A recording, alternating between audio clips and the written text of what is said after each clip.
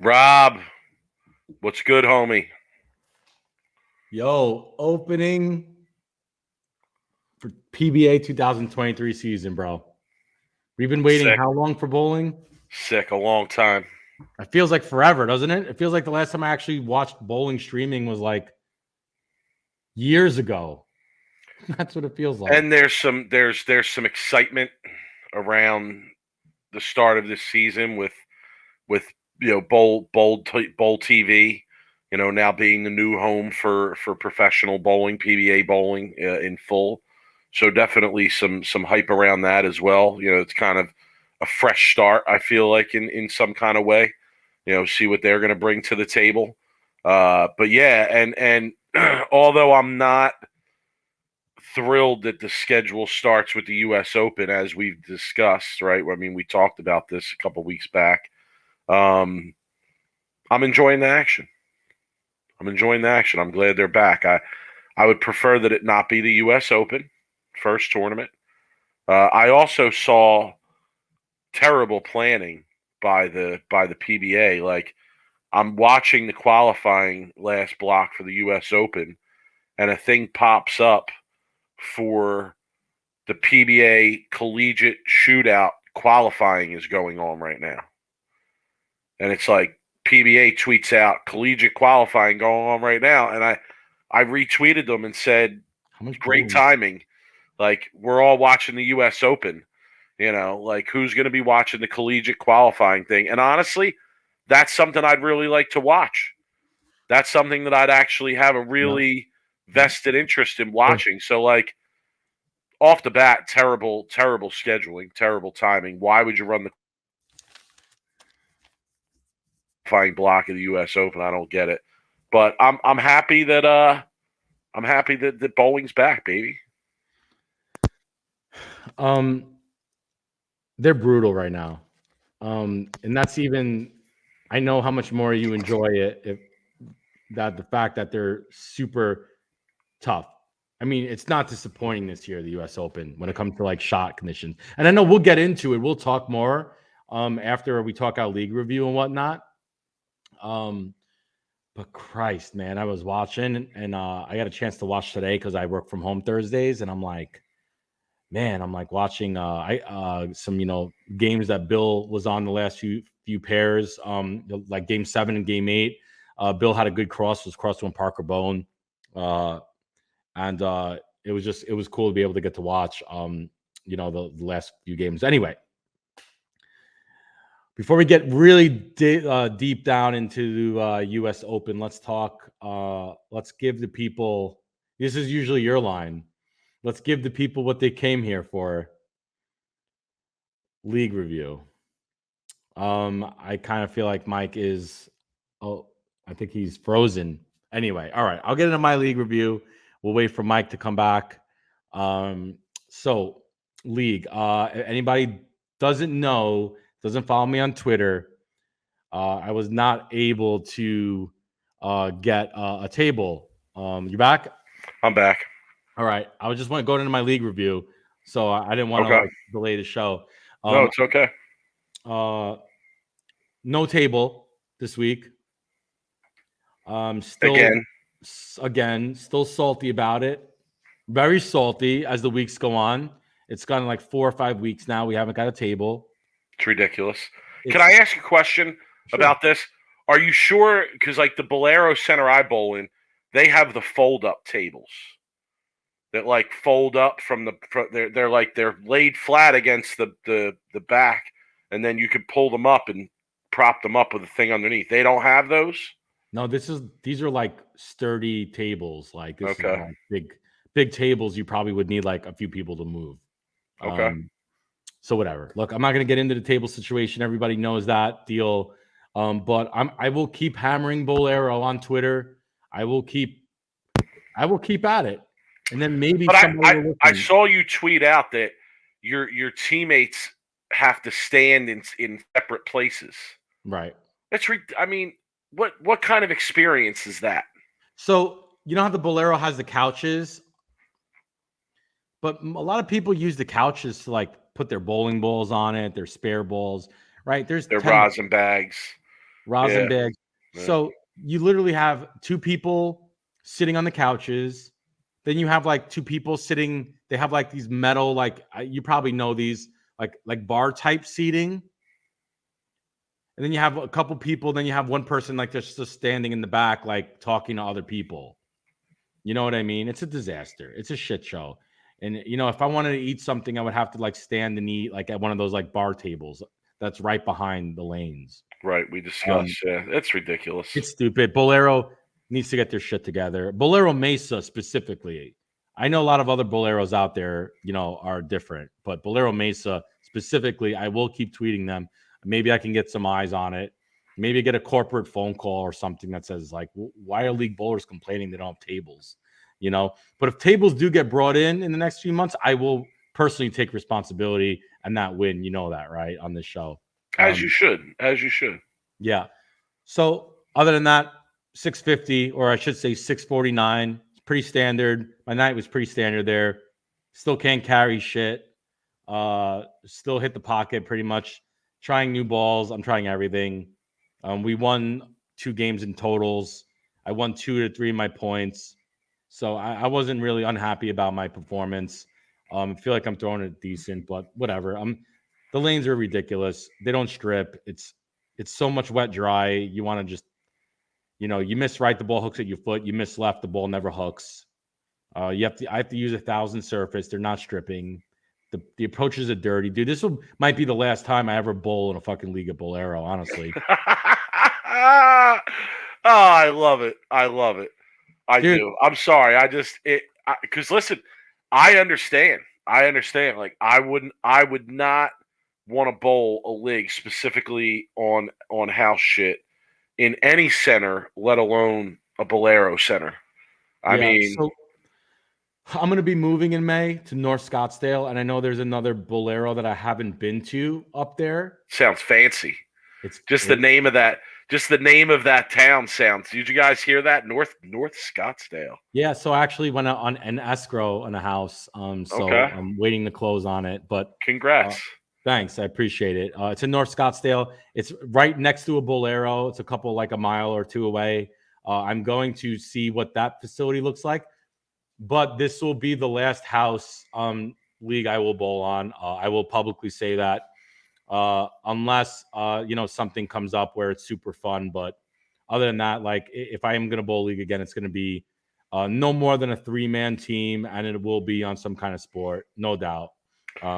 Yeah, the amount of people on the team definitely matters, right? Because we're bowling with 4 on a pair in the sport pot thing that I'm helping out with, and it's quick, man.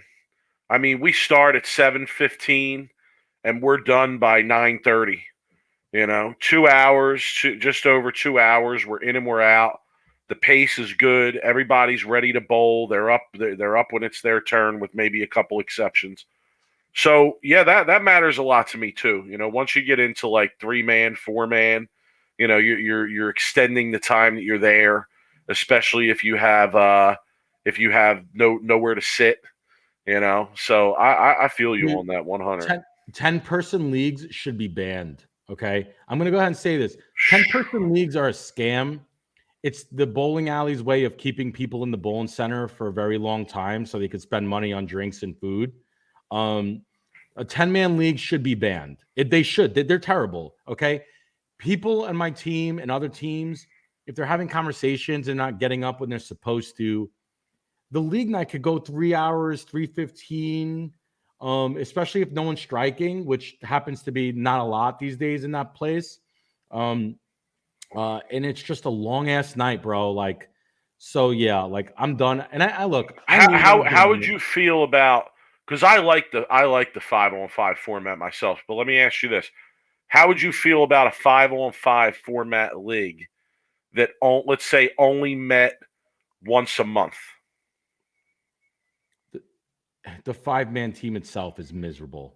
Yeah, okay. I mean, I don't want to do it every week, not even for a number of weeks in a row, let alone 36 weeks. But if I would love to do like a 5-on-5 league that's once a month, and maybe you bowl. If you show up, you bowl 3 games. It's a good amount of time, etc. But The I hear you problem. though. So here's my It is problem. tough. The problem is bowling is such a rhythm sport where you have to get into a rhythm throwing the bowling ball. You really the time between shots really affects your ball you bowling. And I dealt with this in college too. College was 5-man teams. USBC national tournaments 5-man teams, 10 person. It really affects your rhythm between shots when you have to wait 5 minutes between a shot. um I'm done with the 10-man, unless it's the USBC tournament or another tournament that like I want to bowl. Yeah. Every week though, they should be banned. All right, For tell us what you guys think in the chat. Are you anti 10-man team lineup? Are you anti 10-man team lineup? Rob wants to ban it. I do. I What do want you to ban think? it. So much complaining. Yeah, I'm complaining because I bowled leagues before. I bowled good leagues before. I bowled competitive leagues before. I know good leagues and I know like leagues that aren't good. Okay. So yeah, I can't complain. And it's because and we have our own podcast. So, hey, if I want to complain, I'll complain. You know? All right, so my league report. I actually have 2 league reports for the Okay. last 2 weeks because I bowled both weeks and we weren't on last week. 2 weeks ago, we had our best turnout ever. 23 people. 23 people there. Didn't surprise me because it was the Tuesday before the local county masters tournament. Ooh, the And Batch Rob, Pirates are listen, coming out. listen. You listen. And I mean, I respect the bowling history anywhere, right? Particularly in New Jersey, because I grew up bowling in New Jersey to a degree. People don't know that about me. Like I grew up in Philly, but we bowled a lot in South Jersey because the bowling alleys were nicer and better, and there was more to bowl over there, et cetera. So I definitely know and respect the history of New Jersey bowling. But Rob, in Monmouth County, where I bowl, okay, where my sports shot thing is, Hal Lanes in the training center is Monmouth County. In Monmouth County, they take their county masters very seriously, okay, very seriously. So the county masters was on Saturday and Sunday over the weekend. This was the previous Tuesday, and yeah, I felt like we got a lot of guys who Yeah. wanted to come out, get some work in, get some practice in. It just so happened that there was a rumor going around that the pattern was going to be a shorter pattern for the Masters. It happened that we were bowling on short this particular week. I bowled good. It was on the short. I bowled good. I think I shot like 620. I missed quite a few makeables though. Then and I'm forced to talk about this. The person that we bowled against said you have to talk about this honestly on the podcast. So here we go. Bowled a little action afterwards. Bowled a Ooh. little action afterwards. Now Ooh. we were only able to bowl one game Ooh, one game because action match. because Bolero wouldn't stay open. All right. Well, I mean, if they're There's closing at 10, I no mean, listen, but there's Rob. They had what happens every week is numerous people after we're done bowling break up into little different groups, and you got 3 guys over here practicing, and 4 guys bowling action here, and 3 guys bowling pots over here, and 2 guys practicing down there.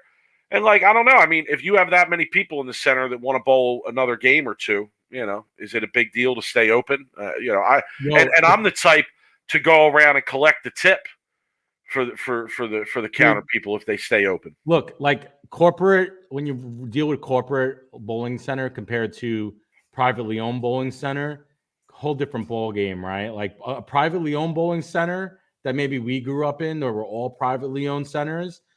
Yeah, they would stay open. They would stay open as long as people are paying for games. They would stay. They have one guy. He'd run the cash register, and then if there was a lane breakdown, he would go get it. The same Right. guy, right? Yeah. And you give him tip afterwards, and he might even Yeah. bowl with you. Shit, Yeah. you know what I Yeah. mean? So bowled one game action afterwards. Okay. It was me and Greg Tack, friend of the show, guest on the show previously. It was me and Greg Tack against one of my young bulls, Matt Gibney, and a guy by the name of George Cretella, local guy, good bowler, good player. actually graduated from the same college that I did. And me and Greg had the best of them. We did. We had the best of them early and often. Okay. And then middle of the game, Greg misses a 2-8. And the momentum sort of turned. Okay. So we get up in the 10th frame, and we basically got to fill the 10th. We don't even really need to do much. We just need to not make a mess of it. Okay. On the first shot in the 10th, I throw what I felt was my worst shot of the night. Oh, Okay, 4 games, 3 games previously, then this action game. What did you leave? Double whammy, big nuts. Oh. Big 4. Big 4, okay? Well, you Get choked. 2. All right. Gagged it. Greg goes up. Tack goes up.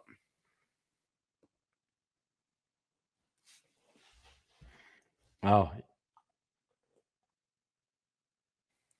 Man. Sorry, Greg goes up. I'm having connection issues. I know. It's probably because I'm streaming while I'm sitting here. Dude, I'm trying to stream. Come on, man. All right. I'll get rid of the stream. I got to stay up on what's going on. If Simo starts throwing it back up the left side, I want to be aware of that. So I go double whammy, big nuts. Greg gets up, leaves the 2-8 again, and misses it again, and we go open to lose the game by a couple sticks. I think we lost by $7, $20 a man. Oh, yeah, it was nothing. I mean, it was for fun. It was for fun. I was thinking you guys were going for at least 100 a person. No, I mean, not to say that I'd be adverse to that, but it was just a little fun match to get some extra work in after we were done. But man, did we gag! So shout to Matt, shout to George on winning the action match. We were supposed to run it back this week, okay, on the medium pattern, where I feel like I probably might have the upper hand on that pattern out of anybody in that group, and all 3 of those guys didn't show up. So word to them if they listen to this podcast. Next time we're all there, it's on again. Well, that's a good league review. Got some action stories so here. Chris Simone desk is building actually throwing 14 pounds. Yes, that is he is. Yeah, he's locked into that for the season. As far as things go right now, I mean, obviously that could change, but as far as I know, the plan is to be locked into that for the season. This week, Rob, number went down. We only had 14 this week, so not one of our better weeks. But still a decent group of people to show up and bowl. Medium pattern. I started out really good, 224. I think the first game, 224. Second game, lost it a little bit. I stayed on the same pair, and I kind of lost my look. Didn't throw real good. 199.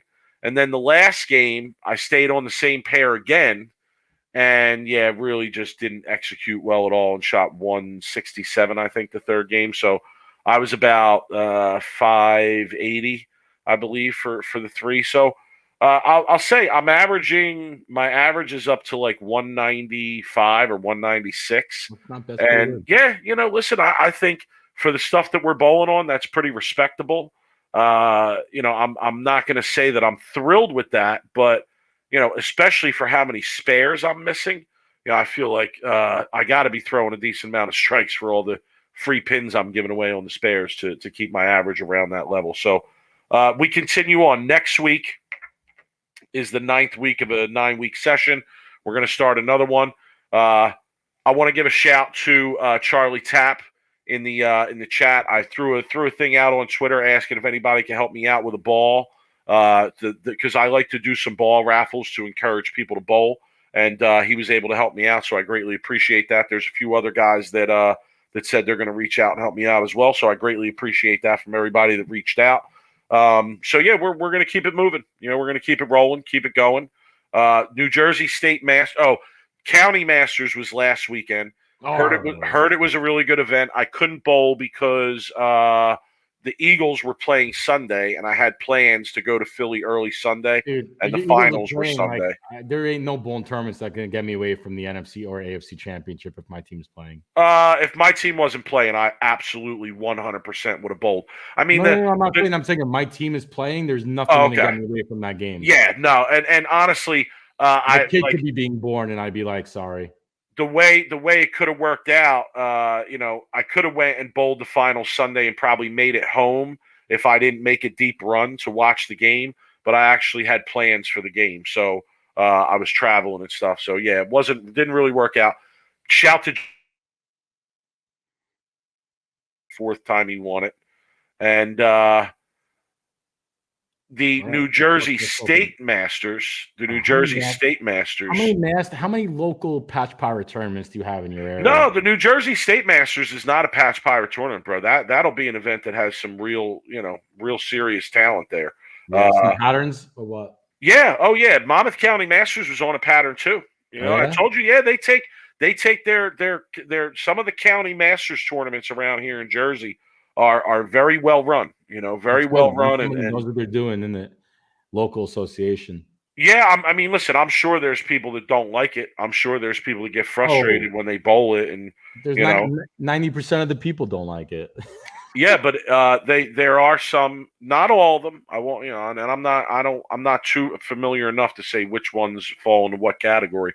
But yeah, there's definitely quite a few county masters tournaments around here that are high level, that are high level and well run and bowled on something that's at least to a challenging nature. And I bowl them whenever I can. If they're open, like the Monmouth County Masters last weekend, you have to have 21 games in Monmouth County, right? And then some of the county masters, they actually open it up to anyone. And listen, if I'm available, I go bowl, even if I don't bowl in that county. If I know that they're going to put out something tough and, it's going to be a decent event, I'm going to go bowl. This weekend is the State Masters. That's at Majestic. And my daughter has a dance competition. So, and the qualifying Saturday, dance competition Saturday. So I'm not bowling that one either. Next thing I'll be bowling is I believe I'm going to bowl Greg Tack's event the Saturday before the Super Bowl. I think he's running like a 7-gamer down in South Jersey, nice, where I grew up. So I'm definitely going to go bowl that, and yeah, we continue on with the league. So cool. Well, good league review, Mike. Yeah, right, Rob. Here's a name for you. Yeah, here's a name for you. Okay. Yeah, Jen Russo won the New Jersey Women's Masters a few weeks ago in Jersey. So I'm friends with her on Facebook, man. She was always good, even when we were younger, when we were kids, and she bowled JBT. That Jen Russo can play, man. She's always been one of the top female bowlers, and bowled on a good men's team. Oh, she's got no fear either. Bowled on a good men's team. She's got no fear. She would beat all the guys when we were in JBT. She had no fear of anybody. That bowled on a men's team with John Beatty, actually. Yeah, and Lou Franzetti. Yeah. The TAT is also going on next week. Unfortunately, I'm not bowling the TAT this February. I've taken a hiatus from bowling for a little bit. Maybe all this bowling now on streaming and TV will actually get the juices flowing. But I haven't retired. I still bowl league. I'll still practice here and there. I can tell you what I'm going to do. I'm putting a call into the training center as soon as I can, and I want to bowl on this today's U.S. Open pattern. Which one today? The one the third one. Yeah, I want to bowl on the first one as well, the 49-foot.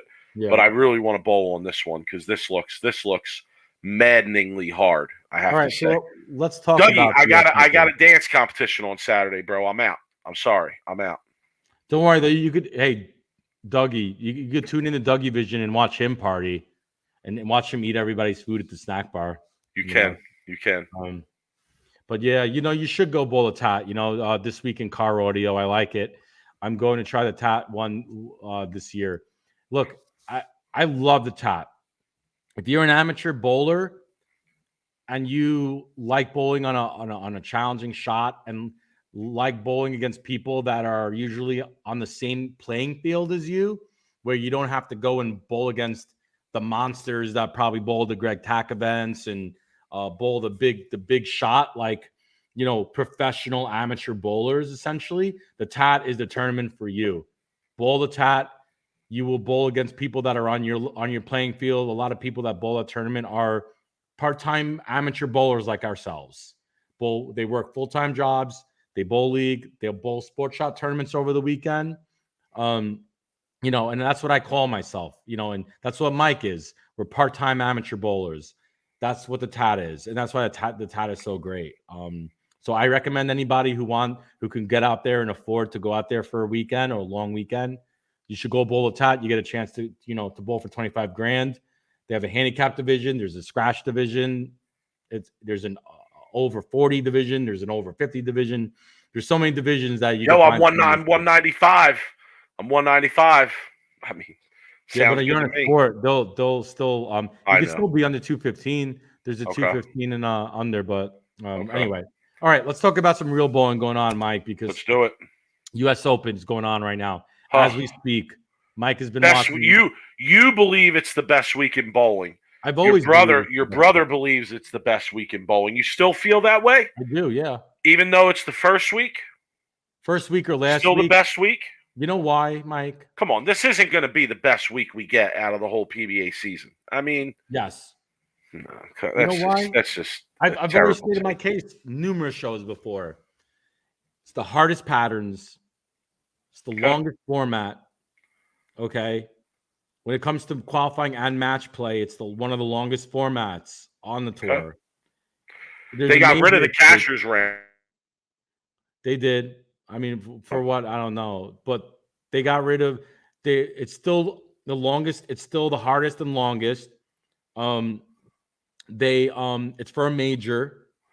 And the only thing that is always holding the tournament back was the fact that the PBA paid more money for other tournaments than the US Open. And that was always your biggest beef with the US Open, was the fact that they weren't paying, whatever it was, $150,000, $175,000. But look, I love the US Open. To me, it's a really disheartening, it's a really tough thing that they put it for the first tournament. This tournament should be either wrapping up the midway through the season, or it should be the finale. Question for you. Question for the chat as well.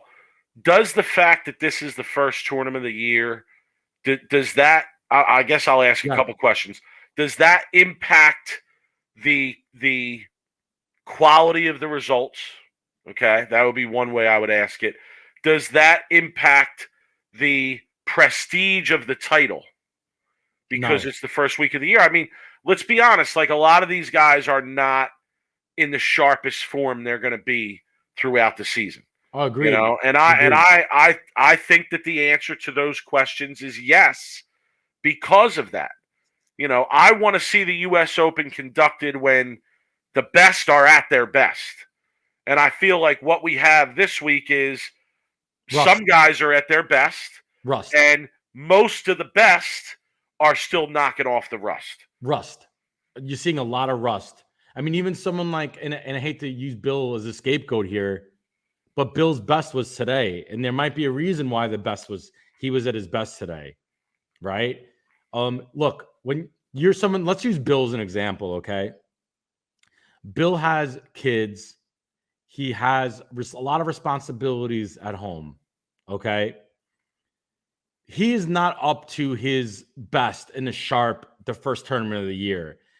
I've known Bill my whole life, and he's not a big practice guy. He's not. He's never been a big practice guy. And you know what? Even if you are, there's really no way to duplicate what you're going to see in a practice environment, right? So like, so practicing is just kind of right. Well, that's going through the motions, right? Okay. That's what my point is here. I mean, what kind of really practice can you get at your local bowling center, or them putting the US Open pattern out?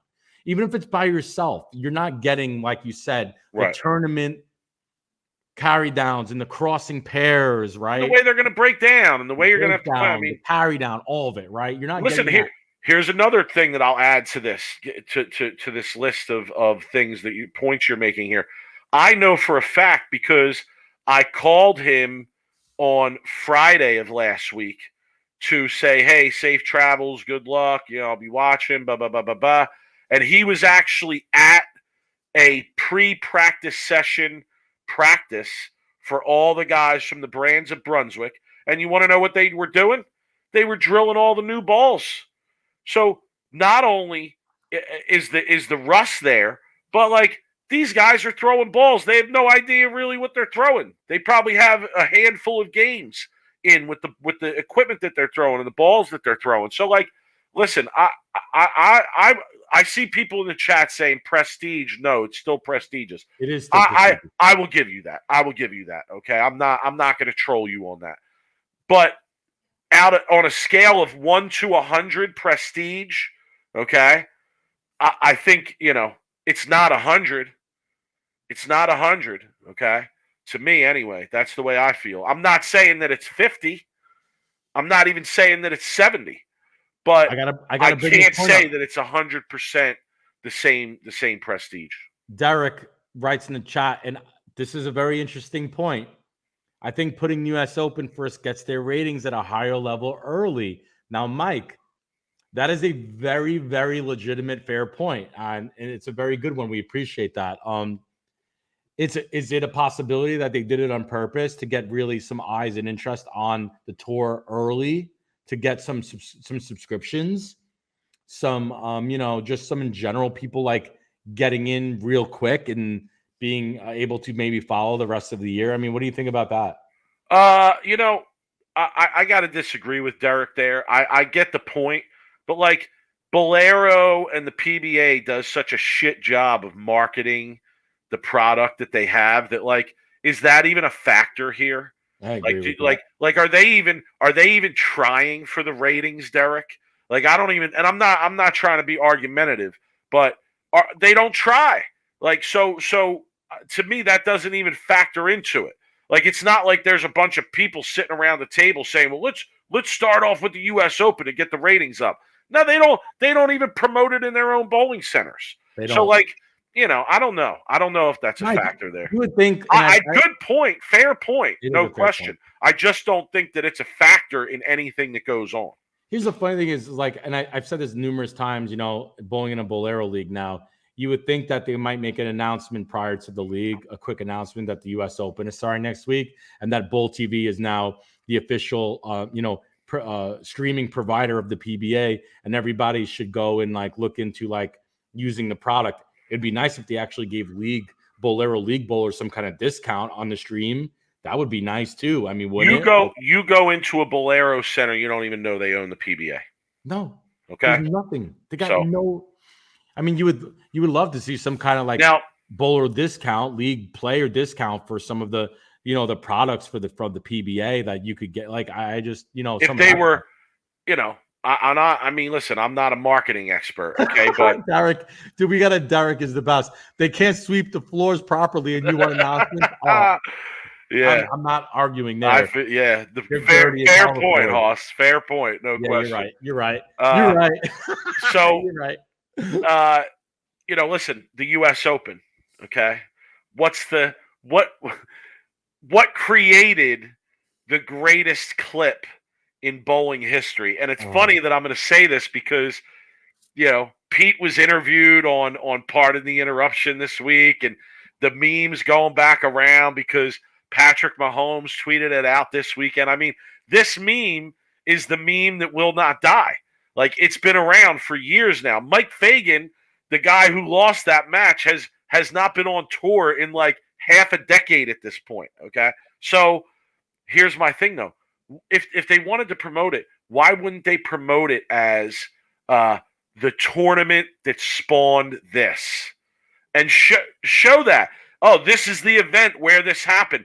Oh, maybe that makes people want to tune in. Oh, maybe something like that's going to happen again. I'm just saying there's really no marketing around it, not a lot of promotion around it.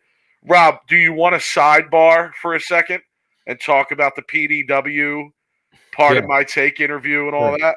Sure. Well, first off, if anybody didn't know, and I know a lot of people probably in our chat do know, or our fans listening, Mahomes did on Twitter retweet after they beat the Bengals that, who do you think you are? I am, because people were doubting him or whatever. I don't even know whoever doubted Patrick Mahomes. Well, that's a whole nother podcast. You could probably watch a million of them. But bowling was like, dude, I tweeted the picture of the guy from The Office running to like the computer because when Patrick Mahomes, tweets something bowling, dude, the PBA, they're like, what is the word I'm looking for, Mike? Like they're like vultures, circling a piece of meat when anybody of any kind of media, of significance, says or tweets anything about bowling. Um, but so Mahomes, tweeted that, and then of course PBA social media jumps all over it. And then Pete Weber tweets, "Thank you, Mahomes," and he's Tom from Clark. Missouri. Yeah, so it Right. becomes a big thing, and I'm like, when is this? Who do you think you are? I am like meme gonna end. Like this thing is never going to die, bro. It's always across somebody. Yo, that GIF became the new like, oh, have you seen the movie Kingpin? Like 20 years Right. ago. Right. Now it's Anybody who, somebody says, "Oh, you bowl?" "Oh, yeah, I bowl." "Oh, have you seen that meme with the guy? Who do you think you are? I am." yeah. No, you're right. You're Yeah. 100% right. That's an excellent point. Um, so the meme gets tweeted out, right, Yes. and then the next thing you know, pardon my take.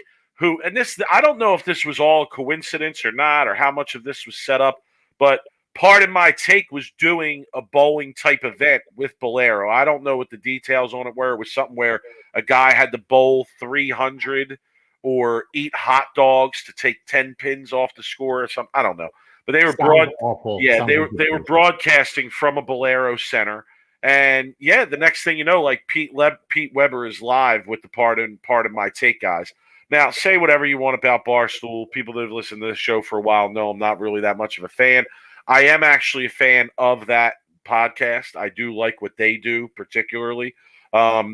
But they had Pete Weber on. The next thing you know, Pete Weber's there, and he's hanging out with them, and they're doing an interview with him.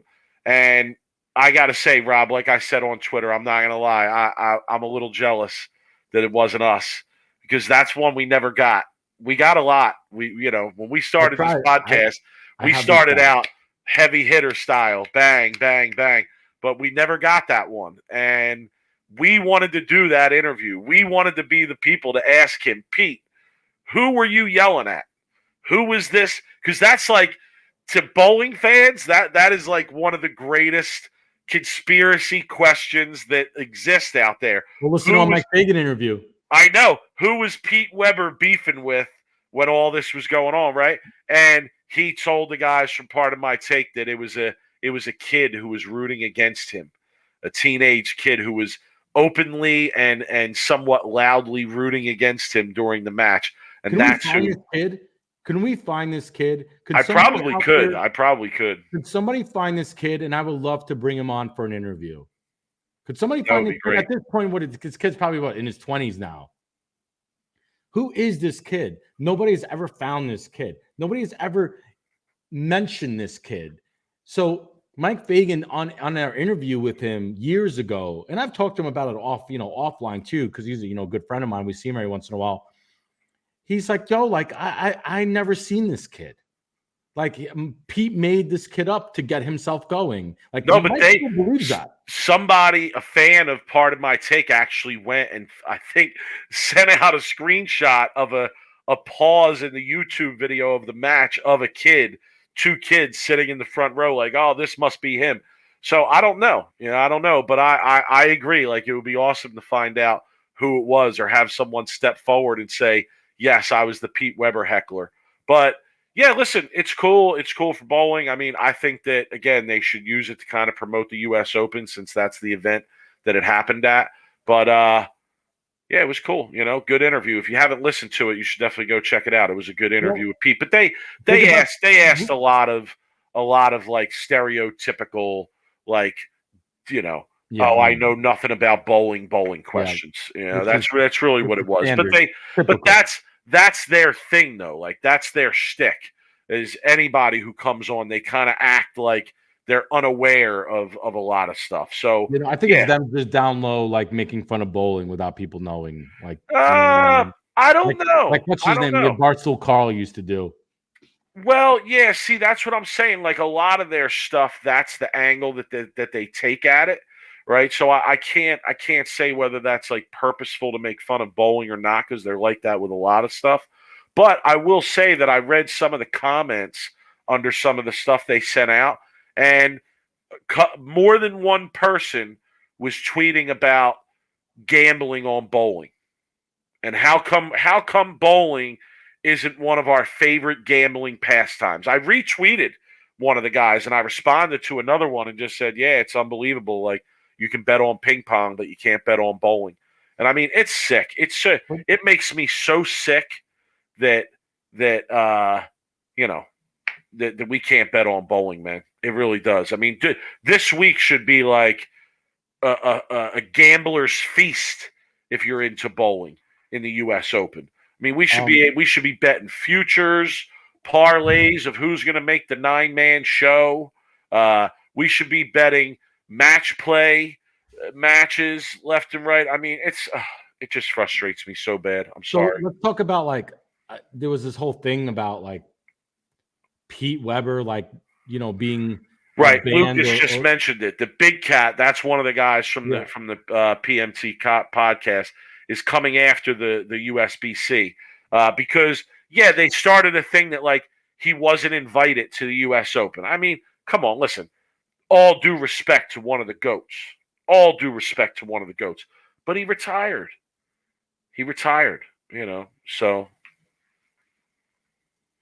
I mean, yeah, I agree with that. I don't have any problem with him not bowling or not being invited or whatnot. Like, why should they invite somebody who is retired? But he should have an open invitation though in general. If he wanted to bowl, he should be able to bowl. You know what I mean? So like I don't think he wanted a bowl. Did he want a bowl in that interview? Did he say he wanted a bowl? no, I don't recall that he did. But I think he did sort of play into the idea that he wasn't Yeah. invited, Protest, you know. banning But me. yeah, like I mean, listen, if you're retired, you're retired. This is an invite field, So I Okay. kind of feel like that's okay. If he wanted to bowl, though, He the should be man allowed to gets a bowl. spot. I mean, the Give him a man's won spot. the tournament more than anyone else. He gets a spot, no question. Like, Yeah. but you can't retire and then I don't know. So okay, so let's talk a little bit about qualifying going on right now. Yeah, surprising. No, Always surprising. surprise. There's always surprises in the U.S. Open, right? Nah, not so much. Are you surprised to see my pick for bowl of the year this year right now in second? EJ Tackett? I'm not. I'm not surprised at that at all. Nope. That's No, my guy. My guy's gonna end up being no, player I'm of the not year this year. surprised at that at all. That was my pick, Um, wasn't it? Here's Wasn't what it I'm surprised at. I'm surprised at a Frank Romo? Snodgrass, okay, in third right now. EJ Tackett's actually in the lead right now, Rob. AJ, He's moved into first 3 games into his last block here. it's gonna I'm be a good year for surprised AJ Chapman. at a Frank Snodgrass, a Michael Martell, a Dallas Leong, a Matt Sanders, a Kevin McCune, Kevin McCune. Let's uh, talk Kevin an McCune real quick. Alec Keplinger, I gotta uh, talk. Okay, look, a look, Trevor stop. Roberts, Look, a listen. Thomas Ko, guys bowling basically his first tournament. Okay, a Brian Dude, Halen. I mean, these are all guys that are in the cut. And listen, I know everybody was invited to this tournament. They deserve to be there. They qualified for the PTQ. Not knocking any of these guys, but here's what I'm saying. Let me be clear here. And top 24, you're right. You always get a surprise or 2 or 3 in there, right? But for the most part, I'd say 20 of those guys are like the best of the best, the names that you always recognize. I mean, you usually go through the top 24 of the U.S. Open.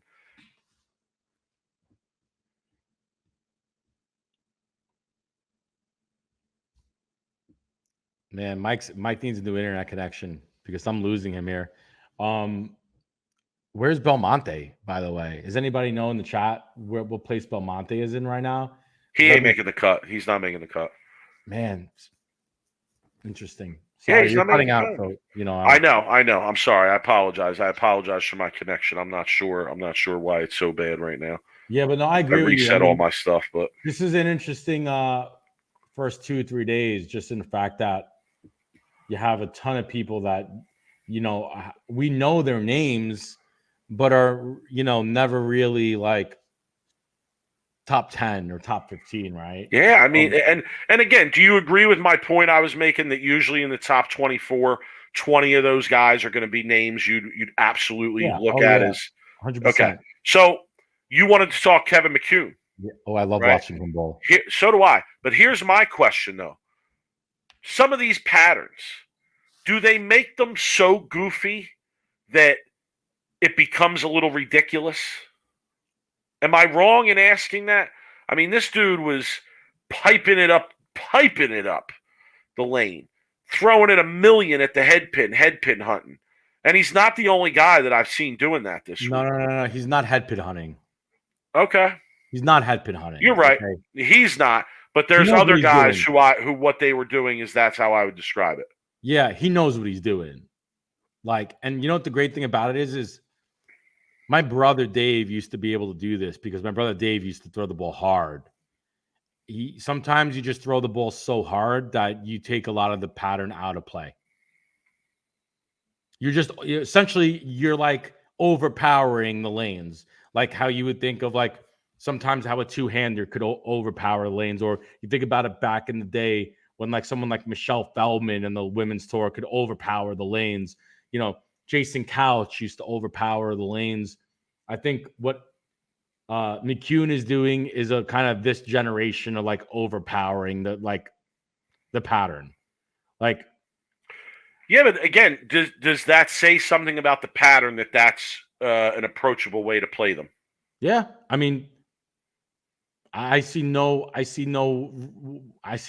wrong with it, essentially, right? Like, I mean, dude, he's good too. He's a good spare shooter. I mean, I was watching him bowl. Like, he's accurate. Like, he's making spares.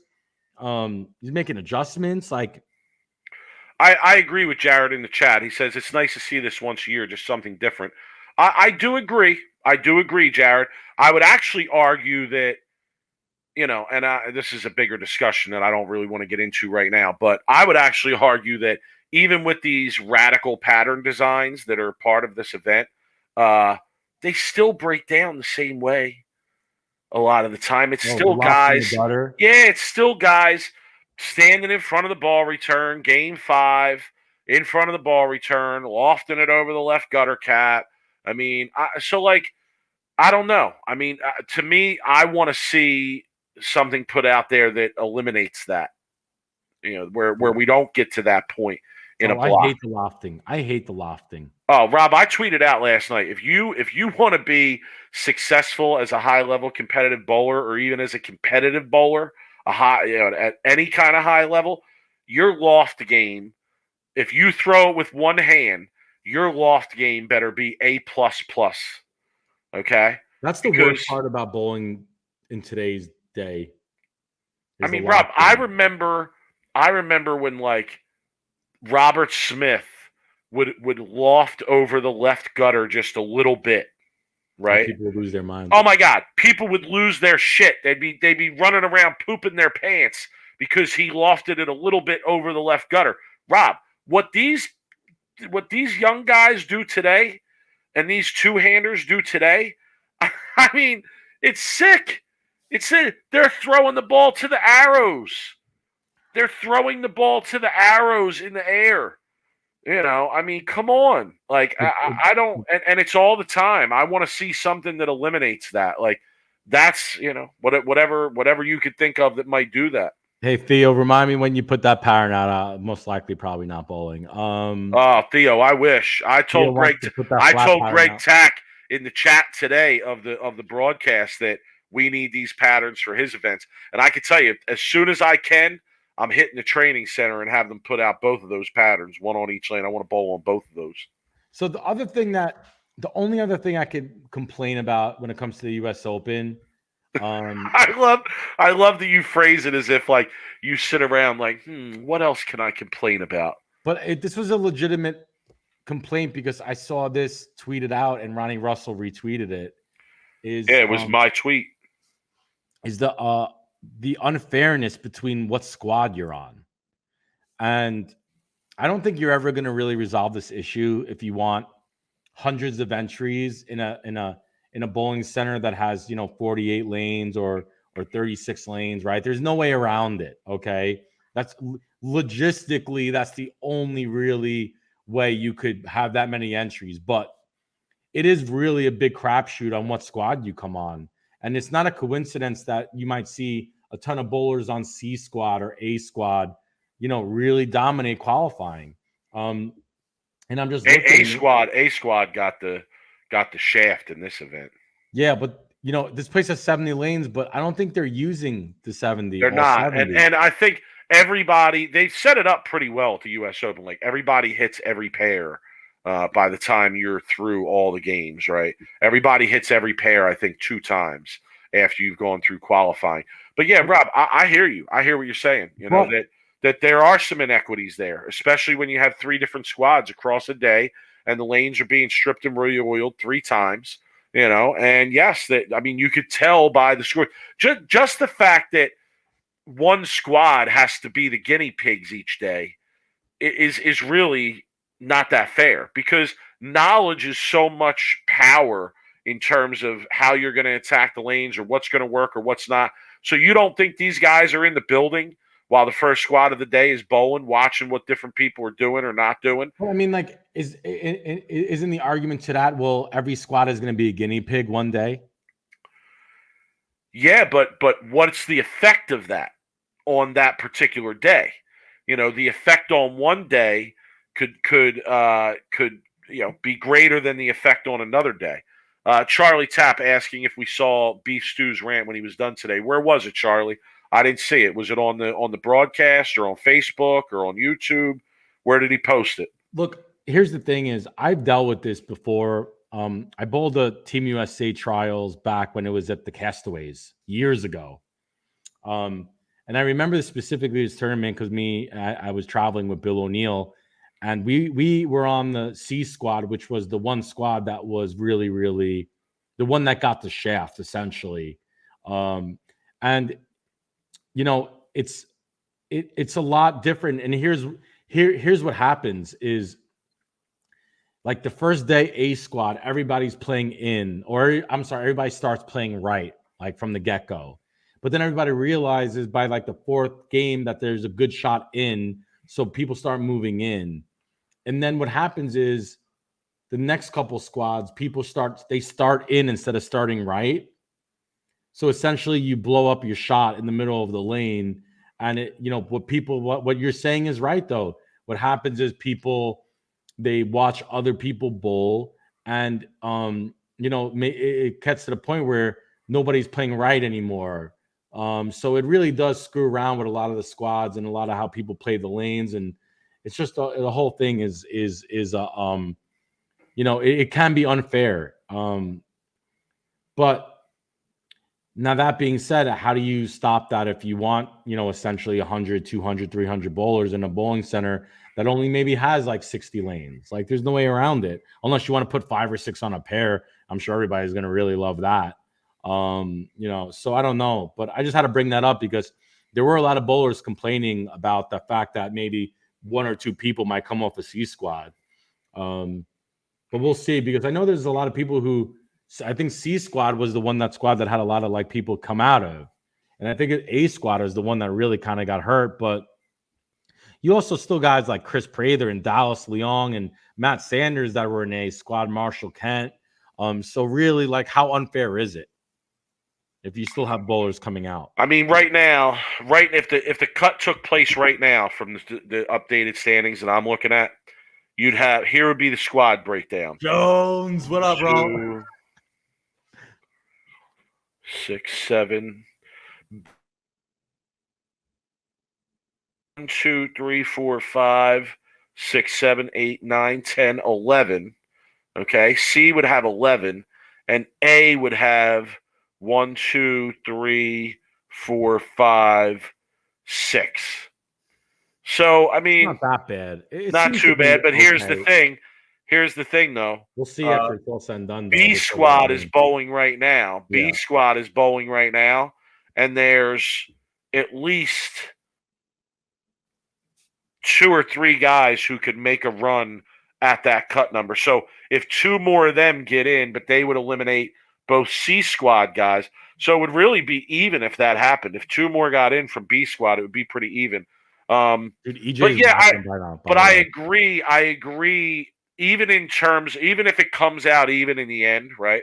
I agree that the mental approach to the tournament changes for the guys who have the disadvantage in the squad equity thing. Because like knowing that going into day 2, knowing well these squads both whacked them and we didn't, and now they got a head start. I mean that's going to impact you mentally. I'm sorry. I mean if you've ever bowled competitively, you understand that's going to have some mental impact. All right, By the Rob. way, Let's talk about this. It's a 9-person show, Rob.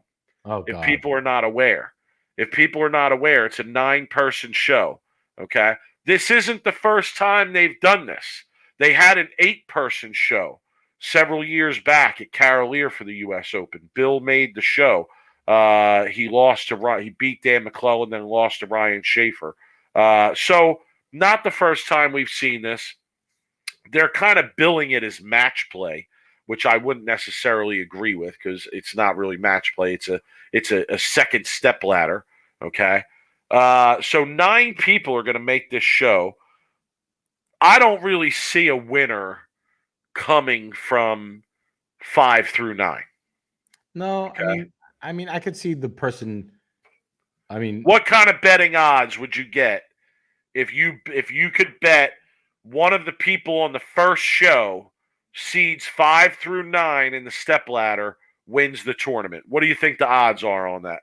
probably I'd say 75 to like 100 to 1. I'd I say was going to say 75 to 1. I would give somebody 80 to 1 on that. If I was the odds I would maker, I'd take say 80 to bets. 1, 75 to 1. I would book bets on 80 to 1 at that. Yeah, 75 to 1. And I think interesting point is like Theo in the chat, who's the tournament director for complete bowling events here in Arizona. Squad equity is a tournament director's nightmare. It's never a winning situation. It is. It's a tough. That's the one disadvantage. But I mean, like other sports have similar to bowling have that problem too. Golf is a good example. Like you could go out you could play 18 in the morning, and then in the afternoon, all of a sudden the wind picks up, and now you're shit out of luck on that end, right? Right, or there's rain and the greens slow down and it's Yeah. easier. Yeah, no, I hear you. So there's a lot of problems, and that's just part of it's just always going to be a part of bowling on tour. Is you just have to hope you get on some. You got to get lucky to that sense, really. Like the luck plays a factor on that. So, Rob, take a look at the standings that are left. Okay, obviously they're going to be a little bit different because a couple guys might sneak in and a couple guys might be out. But give me out of the standings remaining. Give me who you like to win. Okay. Okay. And give me one guy you really want to see make the show. While you think about that for a second, Lucas Wiseman is saying it depends who the player is. You'd give EJ Tackett 80 to 1 on that if he's in that spot? Yes. I'd give 80 to 1 on EJ Tackett in one of those spots. Because honestly, Lucas, you're wrong. It's not about who the player is. It's about what that player has to do to get through all those matches to the point where they win the tournament. I mean, even if you're the 5 seed, okay, and you got to win one game on the show before, that's tough. Going in fresh, winning that one game is tough.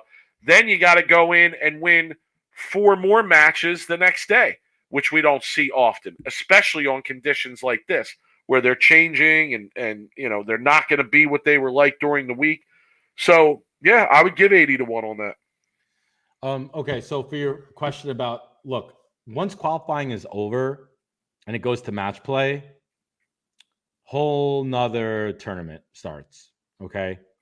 This is a whole nother tournament where all the cream rises to the top always. Especially because the change in pattern too, right? Yeah. I mean 100%. So Simonson's gonna be there, right? As long as he stays in the top 24 right now, because he's kind of he's locked. He's locked in the top 24. I don't think he's 150 over. Yeah, he's not going 70. He's Trust not going. Me, he's locked. Okay, he's locked. So to me, I look at guys like Kyle Troop, Anthony Simonson.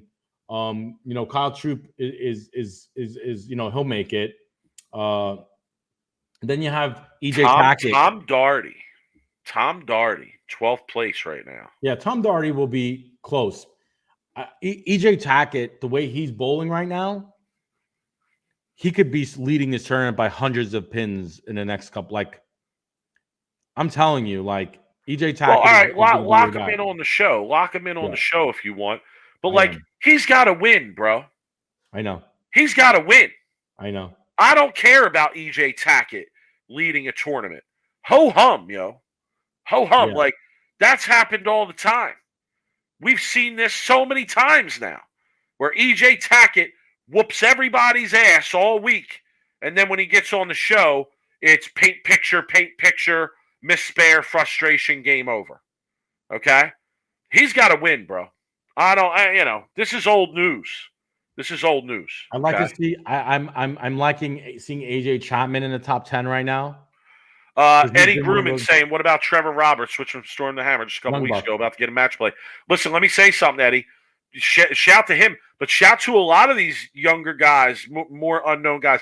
I'll tell you, I can't wait to do our first tournament review. I'm so hyped to get into the rundown and the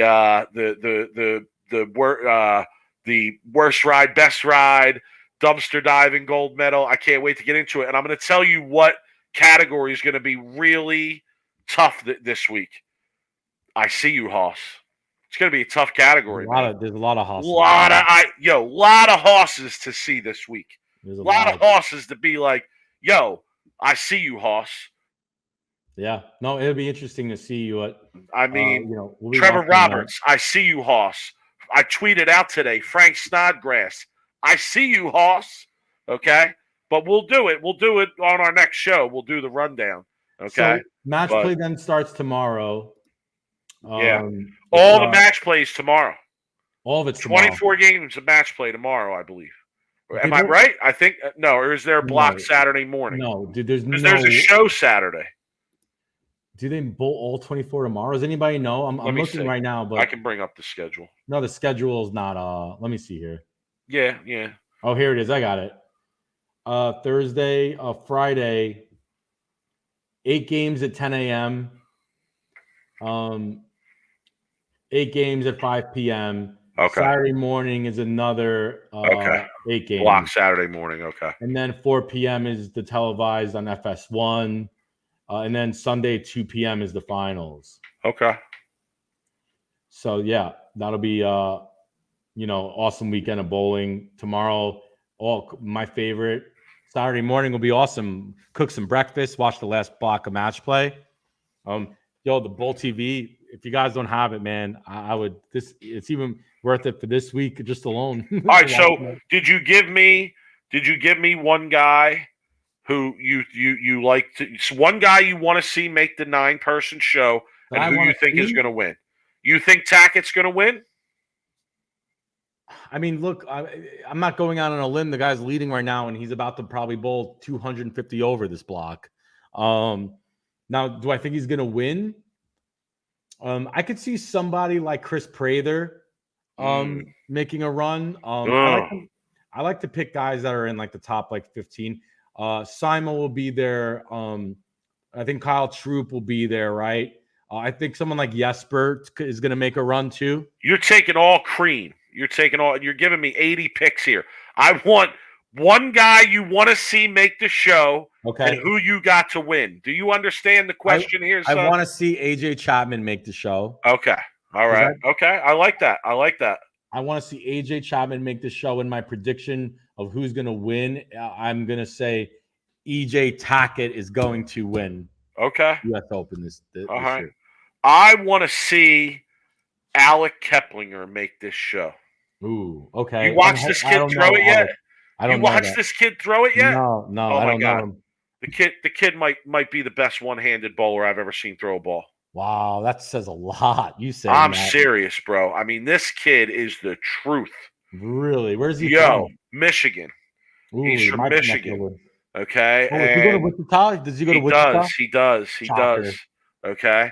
No, soccer. No pun intended. Man, I want this kid to make the show just to watch him throw it on the show. I mean, he straps on it, okay, and he's real smooth too. How bad did Belmo bowl, by the way? Oh my goodness, I just saw it. Yo, Belmo was 120 under. Yo, you want to talk about how fat these Moment of lanes are? silence. There was a moment of silence there for Belmo going 120 under. Oh my Well, you want God. to talk about how hard these lanes must have been if he's going 120 under? Oh yeah, Charlie's his mom is a good bowler from Michigan. Rob, Sandra Joe Sheary. Nice. Do you know who Charlie's No, referring to? no, I don't. Okay, all right. Maybe if I saw, I would know, but I gotta check. I gotta check him out. Yo, kid's a hoss. Yo, Michigan's Telling you, always got good bowlers, man. kid's a hoss. Like Always I, great players came out of I want to Michigan. see him make the show, and I mean, and again, like we had predictions and we talked a lot about this. We're sort of just kicking around some new ideas after where we're at right now. Looking at the standings, Tom Doherty sticks out to me. He led one of the blocks. He's good. He's solid. He's been in big situations before. The only thing that I would argue against Tom Doherty is 24 games of match play and 18 in what is it? They bowl how many qualifying games? They bowl 20, Right. 20. Physically, is he going to be there to be able to bowl that many games? Okay. Because Fair had question. a lot of problems physically bowling. You know what I mean? Fair question. Fair question. That's a lot of bowling, bro. It is. Yeah, listen, there's a long way to go in this event. I mean, we just started. We all know that, the standings in the match play are going to get mixed up here and there. I do feel like there's a couple guys that are running away and hiding, and I do feel like the 9-person step ladder kind of changes things because you really have a lot more guys in the hunt for the show for a lot much longer of a time. So it'll be interesting to see how it plays out. But yeah, I would right now I would take TD for the win. And I would like to see Alec Keplinger make the show, but we'll stay up on it. I'd like to see Kevin McCune make the show too, because I could watch Kevin McCune throw the ball all the time. I just think he's great to watch. He's fun to watch. He is. I agree.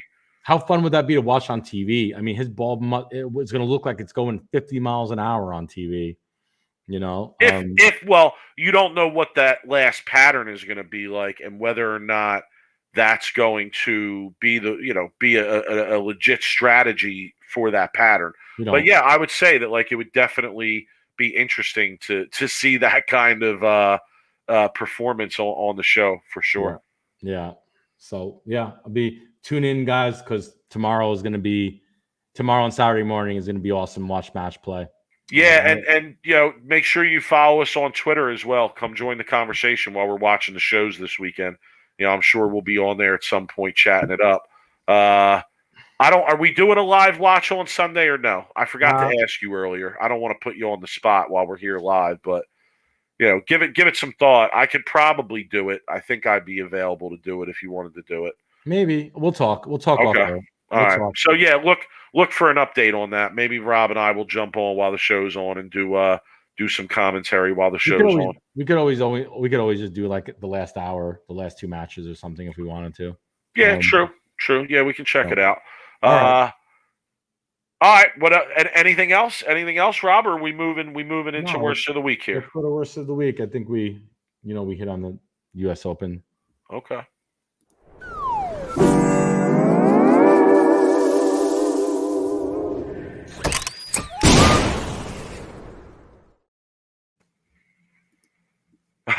My worst of the week is so easy. Worst of the week is so easy. It's the guy who bowled 2 sub-100 games at the U.S. Open PTQ. Okay? I mean, son, 2 sub-100 games? What are you doing? Like a 75, right? What are you doing? I gotta look this guy up. I gotta look the name up, actually. I have to actually look the name up. Let me ask you something, though, because I'm going to call you out right now. Nathan Mueller. Nathan Mueller from Carmel, Indiana. Okay? Worst of the week. I'm calling you out on that worst of the week. Why? Because it's a little bit of you being a hypocrite. Oh, no. Don't even go there. Don't be a dope. You're going to be a dope. Don't be a dope. I'm going to be a dope. Because what you were going to say is that I'm a hypocrite for knocking people for not bowling on the tough stuff, and then I knock them when they go and bowl on it. Yes. That's No. what I was going to Let's say. be clear, dopey. Okay? Let's be clear. All right? Why that's a shit take. Okay, Okay? why? Because know your role, son. Know your role. Know the level at which you should be competing. Okay? Know your experience level. All right? Clearly, a person who goes out and bowls sub 100 2 games in a U.S. Open PTQ does not belong bowling in that PTQ. Okay? And they should know better. Or see, how about this? How about somebody in the bowling community, somebody respectable from their area who they would probably listen to, pulls them aside and says, "Listen, man, you need to start out over here. Okay? You need to start out here. This isn't where you should be starting out." All right? That's all I'm saying.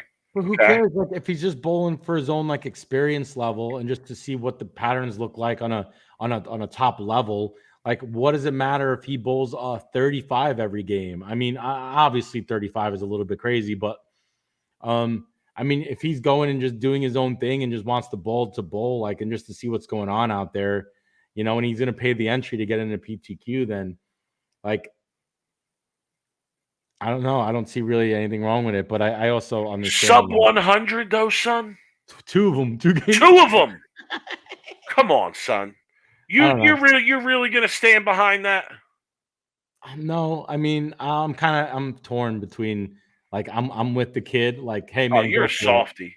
You're a softy, son. You become too soft for me, But hey, honestly. look, at least there's a reason why you don't have open entries in the US Open. Okay. Yeah, but see, there were kind of open entries in the PTQ though. No. Well, that's what I'm saying. That's why you have the PTQs. Because what would have been a disaster is if you have this kid who can't bowl 100, all of a sudden he's crossing with a Jason Belmonte, and this kid's bowling 90s and 100s. And, you might have potential sponsors watching because Belmonte is on the pair. Right. And here you go going, what the hell is this kid doing? So Right. that's the reason why you have PTQs. Now, we can get into this, but I feel like this is something that, we always talk about with junior gold, right? Where like these kids, they go out there and they bowl on a national level and they can't break 100 and they get discouraged, so maybe this is the reason why they have the PTQs is to filter out the guys that maybe probably shouldn't be bowling. But how do you filter the PTQs, which is the filter, right? How do you stop someone from Local stuff. Local stuff, local qualifying. That's asking a lot. I understand that. But I mean, again, just like know your place. you Really. our guy, Best Talk Live? Yeah, Check it's it out. Mark. Great It's Mark show. Jeffries. What's up, Mark? Even though Mark is telling me I'm out of my mind, it's the U.S. Open. So does that mean like what? That everybody? I mean that we shouldn't have PTQs to get rid of the guys who are bowling 75? I mean, yeah, it's an open tournament, but the golf, they don't let anybody just pay and you get to golf with Rory McIlroy in qualifying. Like you got to get there, right? It's funny. Um, I have this ongoing conversation with one of my buddies that I used to bowl in the sport league on a team with, and basically the conversation revolves around the idea of outlets that would be good outlets for him to compete in on a sport shot, and outlets that would not be a good outlet for him to compete in on a sport shot. And I told him I've had a couple conversations with him over the last few weeks because I went to Greg Tack's tournament at Bristol, and I told my buddy, like, yeah, this is something you could bowl. This is well within your ability range to bowl. Like you're not going to embarrass yourself. You're not going to be the worst bowler there. You're not going to be the best bowler there. The Monmouth County Masters, I had a similar conversation with them, saying, yeah, like this is something you should be bowling. You bowl in our Tuesday night sports pots. You have experience on these patterns. You kind of have an idea of what's going on. You could definitely make the cut if you bowled, to the best of your ability level. And yeah, I just think that there's not enough of that. Like people here's need my to think thing, about, well, what's my ability level versus the ability level of this event. Mike, but this is something I'm going to bring on Mark's comment here. Did you watch the dude? He had no business bowling. He got some bad advice. See, you're off here. And let me tell you why. And this is going to encourage what Mike's point of view with the house shots, right? Maybe the people around him think he's great. Maybe he's a local patch pirate averaging 220 in league. He bowls in an easy house. Everybody in the bowling alley sees him averaging 220 in the house shot. And they go, Shooting wow, you should bowl 300s. the U.S. Open. You're great. Right. Oh, the U.S. Open's only an hour away. I'm just saying. $100,000. Yeah, he got some bad advice, but if your family and your friends and everyone around you think you're great because of what Mike would call fraudulent conditions, well, this is exposing him being a fraud, right? Him bowling a 90 and maybe averaging 220 in a house league. Now, if he was averaging 150 in the house league and 160 in the house league, then yeah, he got some really bad advice, right? But I guarantee you, if we looked up this kid's average in his hometown, I guarantee you he's averaging over 215 or 220 on the house. I'm just saying you don't know, right? You don't know Tony Rosamilia, the GOAT, the legend in the chat. Legend in the chat. Dude, talk about Carolia, man. Son. I used to watch Tony Rosamilia trying to qualify. He made a big run in the Petragula Open one year. It was amazing to watch. Tony, we're talking about a guy who entered the U.S. Open PTQ, and he bowled 2 sub-100 games. I gave him worst of the week for that. Yeah, because, he's probably a local legend where he bowls in the house shots, whatever. And he probably, that, or he just wanted to, test his, ability. So, anyway, that's a good worst of the week. It's a fair point by you that I'd like to know his background. You got me interested now. You do. You got me interested. You almost got me thinking that we should try and contact some of these people who bowl so poorly in some of these bigger events, and we should bring them on, and we should hear well, what was your reasoning here, right? How did you arrive at the decision? That's the question I would ask him. Why did you? No. This is the question. Listen, this is the question. How did you arrive at the decision to bowl this event? This is what I'm saying. This was my point. Everybody tells him he's great. Probably not a lot of knowledge. It's a tough call. But sub 100? Twice. Sub 100 twice. He averaged 119 or something. Maybe it was his first time bowling. Maybe he didn't even know that it was on a pattern. I gotta hear. You're right. The context matters. You're right. Yeah, because the there's so much matter. You're right. There's so much lack of knowledge in our sport. You're right. You're right. This kid might not even know that it was a sport shot. He probably didn't carry. Maybe he had a bad ball reaction. Yeah, bad ball reaction. I know. If I would have been able to drill this new ball and I didn't have access to, I would have whacked him. Maybe. Oh, maybe he needs to drill the next new release that comes out. See, that's if I was doing content for Bowl TV, that's what I would do. I wouldn't go and interview the leader of the block. I would go and interview the guy who bowled 2 sub-100 games, and I would be like, "Excuse me, sir, how did you arrive at the decision to bowl this event? We want, tell us." Oh my goodness. Oh my God. It's sickening. It's sickening. Great. I have a sickness. I'm sorry. I know, it's hilarious. All right, Mike. Mine is going to be a video. Mamma Mia would have averaged 119 at the PTQ. At least. You're right. Let me tell you something. Mamma Mia would have beat him. I'm going to go out on a limb here and say that I could bowl the PTQ with a ramp, a literal ramp. And I guarantee you that I could break. I won't bowl under 100 for the 8 games of qualifying with a ramp.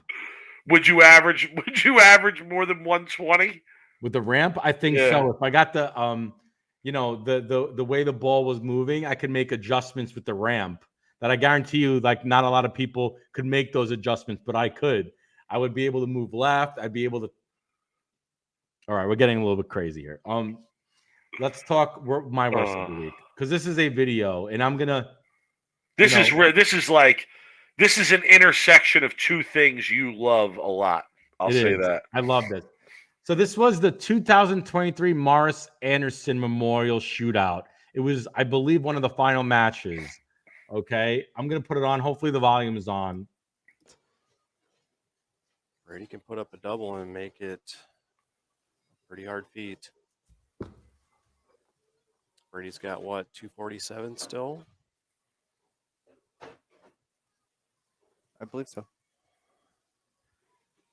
Again, Brady's throwing the IQ tour, which I would call one of the better balls ever made out of Utah. It's very serious. He's getting up the ball. IQ tour.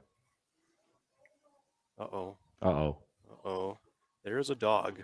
There- There is a dog on the approach. you can't make this up. Well, You can't There's make- literally a dog going, yes, oh my gosh, there's a dog. You see What the the dog? hell? Yo, There's a Yo, dog on the lane. yo, the dog is having some trouble with the friction. Consider here, there is a dog. The dog And can't Nick find the Bauman is a friction. dog whisperer. I will mention Yo, that the front what door the here at hell's Woodland Bowl going is on here? automatic. So There's there a is no, the way the announcer was like, there there's a dog on the lane. Like, there is a dog running around. They will. So oh my goodness, Mike. so they're looking on the approach again. The dog walked out on the lane. I love it, dude. There's Like, a no, dog. Brady Stern, friend of the show, he's been on the show. I just got to say, like, dude, always some about the bad zombie. juju. Dude has some bad juju surrounding him on the bowling lanes because, like, he was involved in that Nick Pate gutter match, right? He was involved in that. Now he's bowling the finals of this tournament. Dog comes out of nowhere, and we need to do a breakdown of this video. We need to ask some questions here, okay? Yeah. First of all, why is the dog in the building? Right? I'm gonna assume that it's some sort of what therapeutic animal, No, maybe right? it's an Emotional employee's support dog. animal, I think Could they be call it. employee's dog. Okay, could be the owner's dog. Maybe hangs out in the office all day. Yes, Maybe he hangs out with Penny in the back. maybe he does pooping in boxes. He'd fit right in. He Okay. would. So that would be one question: is where did the dog come from? Okay. The other thing that I want to highlight from this video is the fact that the dog couldn't find the friction on the lane. Yeah. Okay. Did you notice? Puddle Dog in the was- middle. Dog was in the middle, slipping all over. Got to get to the right or the left where the friction is, dog. Okay. Third thing I want to highlight from this video is let's not pass over the idea that the dog was on the oily lane and now he's walking all over the approaches with his oil covered paws. Okay. I don't know. Like, does that call for all the approaches to be clean before the tournament continues, or? I don't know. Maybe we could find the dog and bring him on. We could interview him. I don't know really what was going on with this dog. It's the way the announcers just was like the IQ tour, the best ball of all time. It sounds like Jason Thomas. It Yeah. sounds like Jason Thomas. To you And then he's just like, all of a sudden, there's a dog on the there's lane. a dog on the lane. Now, if that were you, I feel like you would have immediately put the ball down and went towards the dog 100%. because you're a big animal lover, dog person. Yeah. I feel like Brady Stern's concern was, let me back off. Let me make sure this dog doesn't bite my ass, right? That's the way he was looking at it. No, Rob, I feel like, would have put the ball down yes. and went over to the dog like, come here, puppy. Come on, get Belly off the rubs, oily lane. treats. Okay. And just he would have got all kinds of attention. Me personally, I probably would have yelled at the dog's owner. I would have ignored the dog itself because I'm not really a dog person, Right. nor do I want the dog coming after me. But I probably would have addressed the dog's owner. Had some strong words for the dog's owner, perhaps. That's all I'm saying. Maybe that's funny. Oh, yeah. What is a dog doing on the lane? Well, I'm sure people will hit us up and let us know what the hell all the questions you had. Yeah. I'm sure will be answered somewhere. Yeah, in our- you never know what you're going to get with worst of the week.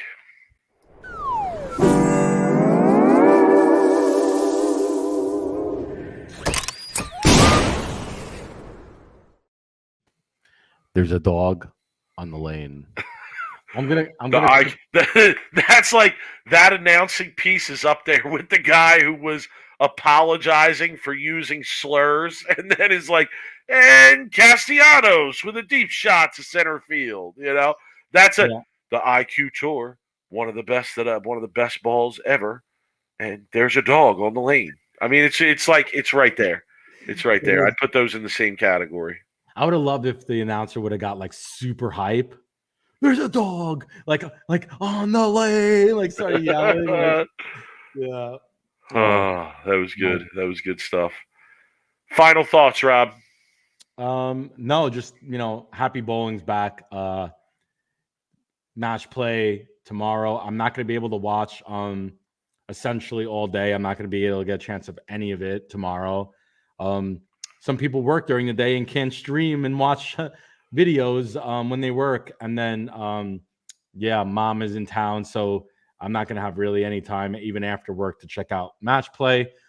Saturday morning I will. So and then I'm excited. I will definitely be able to watch the shows Saturday and Sunday. And yeah, I'm excited to set my DVR again for bowling. So, join in, especially on Twitter. I'm at Brooklyn Rob 11. If you don't follow Big Mike 2 on Twitter, we have a blast. That's my final thought. And there's some really good Twitter followers. Brett Spangler is a great Twitter follower. I'm blocked. Oh, you miss out. He is so good. That's what I think about that. Softy. Oh my! That's what I think His about Twitter that. is amazing. I don't care. I mean, I see. But you know what? I got my own meme game.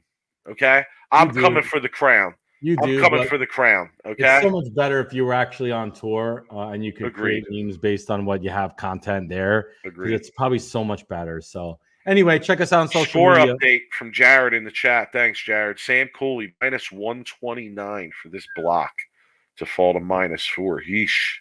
Oof. Yeah. I'm planning on logging off and jumping right back on Bowl TV and checking out the action here, checking out the last few games. EJ Tackett, real quick. This block, 215, 244, 248, 245. Rob, wake me when it's the finals. I know. Okay. Impressive though. How many times? Yeah, it's always impressive. It's always impressive when he does this. But how many times have we seen him do this and he doesn't close the deal? Okay. You're right. And I don't care. Wins count. You could say whatever you want. Oh, it's only one game and it shouldn't be that way. No, that's what bowling is.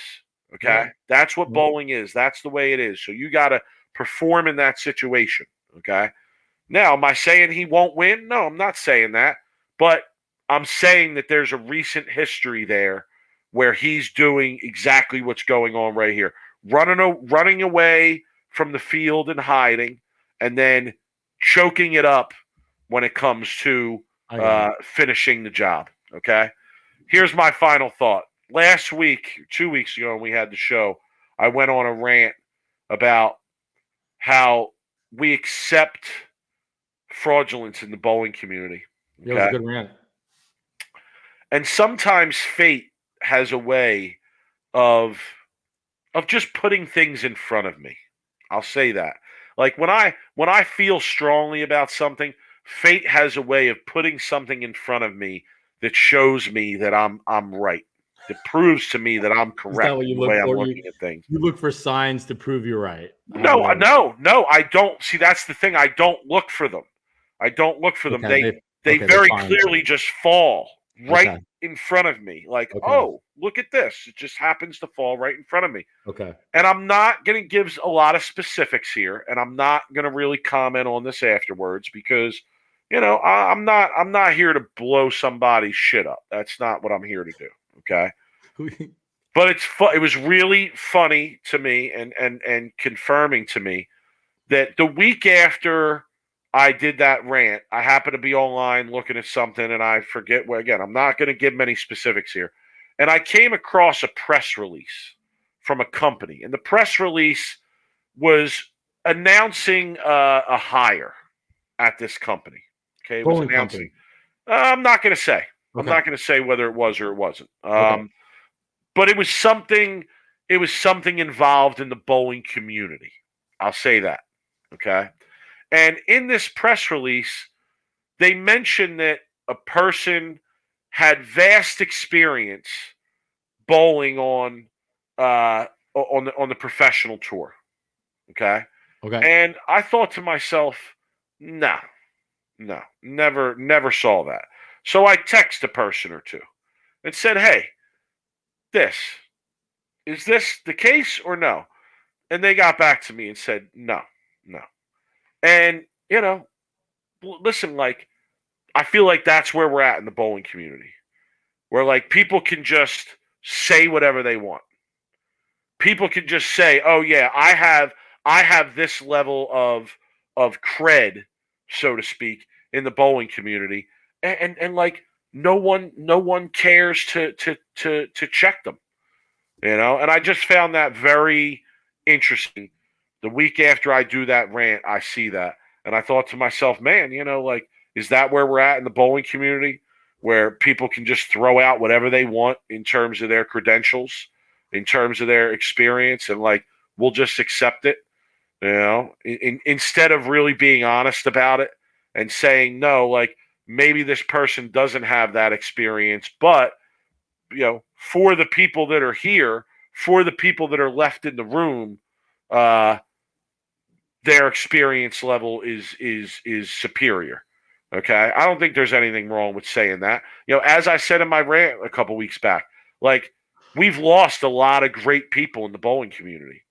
A lot of great people in the bowling community. There are a lot of people, great bowlers who could still be involved in the game that are no longer involved in the game. And I understand that it's a certain situation of dealing with, the people who are in the room and the people who are still committed to the game. But, man, I'm just telling you, this phoniness, it's got to stop, It's got to stop at some point. I'm sorry.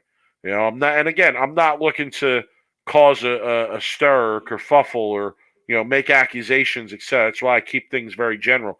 But I'm saying, proof falls to me and says, oh, see, this is an example of exactly what you were talking about. So again, let's just be more honest. That's all. Let's just be more honest. Okay? Bowling community. That's what I'm saying. It's my final thought for tonight. Nice. I'm hyped for the shows this weekend. I can't wait to watch some live bowling. I can't wait. I hope that maybe we'll get to bet on Fox Bet on some matches. Be nice. I've been checking it. I don't see anything up there yet. Maybe we'll see as the weekend approaches. You throw a tweet out, tag Tom Clark, see what he says. I should. I feel like sending that tweet's just going to cost me money, though. Should I have to send tweets to cost myself money? I don't feel like I should. Oh, yeah. But, all right, listen, folks, we're going to wrap it up. We appreciate everybody tuning in, as always, all the comments in the chat. Appreciate everybody partaking in the show. As always, follow us on social media. Follow us on Twitter. He's at Brooklyn Rob 11. I'm at 215. We'll be chopping it up a lot this weekend with the shows going on and whatnot. So get on there and get involved in the conversation. Subscribe. If you're not subscribed, please subscribe. We appreciate the subscriptions. Like the video. If you have any thoughts for us, we got a couple great emails recently, Rob, and I wanted to. We're running out of time, and I wanted to touch on them. I had them on my list, especially that I don't have the names in front of me. There's a few. Especially my guy who emailed us the golf email. Yeah. We gotta highlight that one next episode. We gotta bring that up. I'm particularly looking forward to breaking down this tournament with you next Thursday. I honestly, I almost want to go live Monday. I'm not going to be able to wait to break this tournament down.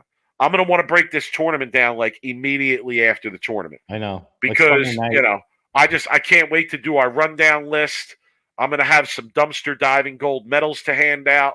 Okay. Maybe instead of going live during the show, we have a show after at night. I'm down to do that. If you want to do Sunday night, I'm down to do that. I think I can make that work. So, all right, guys, we'll talk soon. Follow us on social media. We'll give you the updates about what we're doing this weekend. Enjoy the rest of the U.S. Open. Enjoy the match play. Enjoy the shows Saturday and Sunday. Can't wait for the wrap up. Have a good week. Peace.